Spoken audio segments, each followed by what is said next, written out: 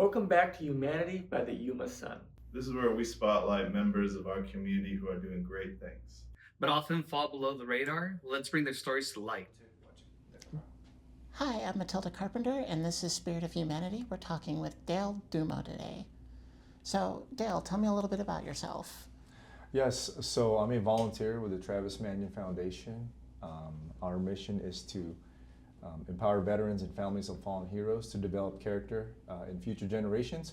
Our vision is to create a nation of purpose-driven individuals and thriving communities that's based on character. Keyword character, because we're going to talk about that a lot. And how long have you been involved with that? So I retired from the Marine Corps after 21 and a half years, a little bit over 3 years ago. So as I was transitioning out of the military, I wanted to continue to just be involved and serve. And I was following a mentor of mine, and he was always involved with TMF, and I saw the youth mentorship piece. So that's when I gravitated to it, because I went through a rough time growing up. I had adversity and stuff like that. So I just want to pay it forward and help these kids and all the issues we see today. So a little bit over 3 years I've been involved as a volunteer now. And is the military how you ended up in Yuma in the first place? Yes, absolutely. I was stationed here. This was my first duty station in 2002.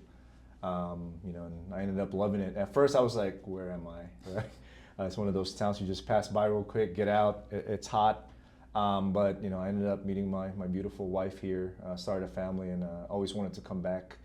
And now I retired here 3.5 years ago, so I'm loving it. And so tell me about the foundation a little bit. Yes, so like I mentioned, I wanted to get involved just with youth mentorship, just because of everything I've been through, and I have so much to just pay it forward, and things that I've learned in life, the military, and just everything else. And as I got involved with the youth mentorship, I saw that it was actually needed and wanted in the community. And we see it with society today, as far as the bad examples and things we see out there.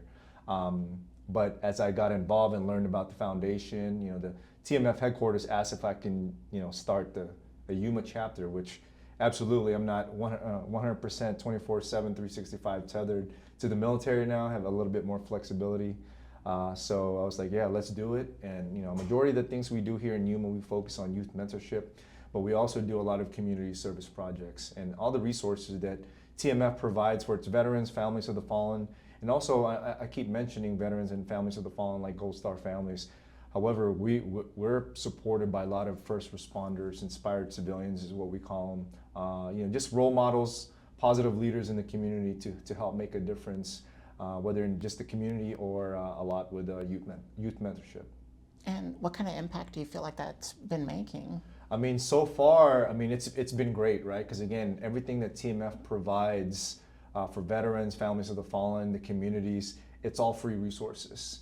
And it's not just one of those, hey, here's the resources, go forth and do great things. We're there face to face. We're doing the grunt work with the community service projects, and then with the youth mentorship, it's consistent quality youth mentorship. We do face-to-face engagements, because that's what I think is missing a lot nowadays, is just that having that presence there, right? And it's not always, trying to keep them on the right path and stuff like that. Sometimes these kids just need somebody to be there with them, go play sports, do different things, because sometimes they don't come from the best backgrounds, or the home life isn't as good. And academics, obviously school's important, but a lot of times there too, it's just solely focused on just academics, which is important, but everything else that we focus on and help bring them are the things that they don't necessarily get at school or maybe at home. So just the character, positive psychology, leadership development, other life skills and tools. And then what I did with TMF Yuma is incorporate the holistic fitness and health piece, because it matters, right? The physical, mental, spiritual, and social aspect, along with behavior, character development, stuff like that, because it all matters. And is this something you saw yourself doing all those years ago when you first came to Yuma? Absolutely not. I was only supposed to do 4 years in the military, because I've hit rock bottom a couple times in my life. The Marine Corps is what saved me. Luckily, my mom nudged me to go in, and I always admired the Marine Corps and the cool commercials back in the 80s and the 90s. So I finally made that leap, and it was the best thing that ever happened to me, just because it gave me structure, and it really, showed me what I was capable of. So, after I did 21 and a half years, and I wanted to stay in actually, but it was time to go. Yeah, it was a family decision just to set camp, long time camp here in Yuma, Arizona. I love it here. This is my second home. Even though I was born in the Philippines, lived in Houston most of my life, I consider myself a human now just because of everything that the community did for me, and that's why I want to pay it back as well. And speaking of paying it back, I understand you're also involved in some other projects such as the 9/11 Heroes Run. Oh yeah, so those TMF, we do national initiatives. It's a fundraiser, right? It's a 5K. You can run, you can walk, you can ruck it is what they call it. You put your gear on. But it's coming up next month, September 12th, at the Colorado River State Historic Park. If you want to take part in the 5K, go on travismanion.org, look up events, and then it'll lead you to the Yuma page. You can volunteer, you can take part in the 5K. It's coming up, so if you want to take part to get your merch, race merch, T-shirts, stuff like that, try to register soon. Otherwise, if you just come out there for free. It's free for the public as well, from 6 to 9, just to be in the event area. Or you line up the 5K route, so it's going from the park all the way to West Wetlands Park around the Mormon Battalion Monument. That's the turnaround point. And then back to the park right on the paved bike path that a lot of people do. But the reason for it is to just remember 9/11, our fallen heroes, and the wars that followed. And also it's kind of like a dual type event when we celebrate and honor and really show our appreciation to our current and past law enforcement, first responders, and military. So it's really an awesome event. I mean, we had our very first inaugural one last year, and it was a great turnout and everyone loved it. And how's the reception been for these programs that you're involved with? How has the community responded to all that? Man, the needs and the wants continue to grow, especially as they see the type of people that we are, the mission, and because again, that's important. What's our why? Why are we doing this? 99% of TMF are comprised of volunteers. We do it, most of us work full time, right? Some of us are retired. However, we do it because we want to. We want to serve the greater good. We want to serve other veterans, families of the fallen, just serving our communities, especially the youth, and making a difference, because that's what we're all about. All right. Was there anything else, any other projects you have on the horizon?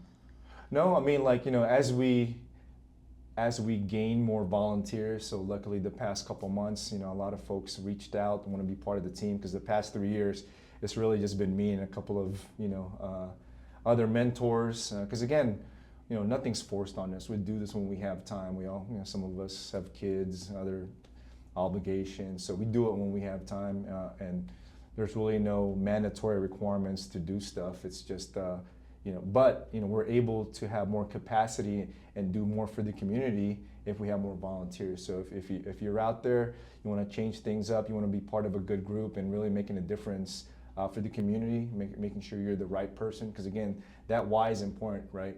Not just doing it as a check in the box, getting hours, whatever your agenda is, right? We really do this solely for purpose and just help make a difference in the world and set the right examples. And speaking of that mentorship, is there any, and you don't have to name names or anything, but is there anyone that you've mentored that you've noticed that sticks in your mind as having a big impact? Yes, there's plenty, because we ask for feedback, surveys and stuff like that, but there's a lot of parents, a lot of kids, they'll just contact us directly and just saying thank you for what we do, the impact you're having.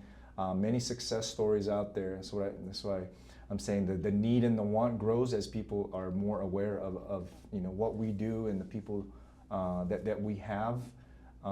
So yes, a lot of successful stories. Now, I would say 95%, right? Because you're gonna have that 5%.